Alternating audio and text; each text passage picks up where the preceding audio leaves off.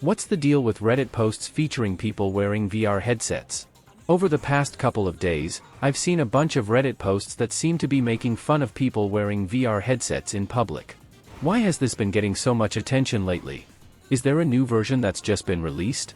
Why are these a big deal when similar products have been around for years? Is this part of some sort of advertising campaign to draw attention to these goggles? Answer: you're seeing posts featuring the new Apple Vision Pro. The big difference between the $3,500 Apple Vision Pro and the $250 Meta Quest 2 is the Apple Vision Pro is not just a VR headset. It also has AR functionality. The difference between VR and AR is a tedious distinction to most people who aren't huge nerds. But to people who are huge nerds, like me, it's all the difference in the world. VR, or virtual reality, blinds the user to the real world in front of their face. The problem is that this causes the majority of users to experience a thing called motion sickness. When the eyes say the body is moving but the body disagrees, most people want to throw up. A device that makes most people want to vomit is a very hard sell. The device category has its fans, but for hardware to be really successful, the fans need to advocate it to the rest of society.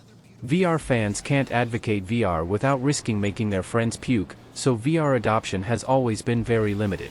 The most popular VR game of all time, Beat Saber, requires the user to be stationary, to avoid this motion sickness problem. But the Apple Vision Pro doesn't blind the wearer to the world around them. The Apple Vision Pro comes with pass-through cameras that let people still see the real world.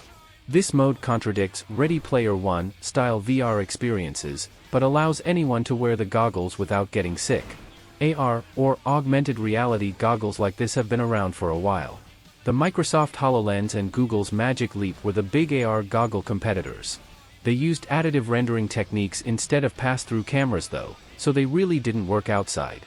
The Apple Vision Pro is seen as a device with all of the strengths of the Quest, and of the HoloLens, plus new unique strengths through its combination of the two device capabilities. But it's also $3,500, doesn't fucking fit over glasses, and looks absurdly dorky. So it remains to be seen whether it will be a glorious mega hit like the iPhone, or a spectacular failure like Google Glass.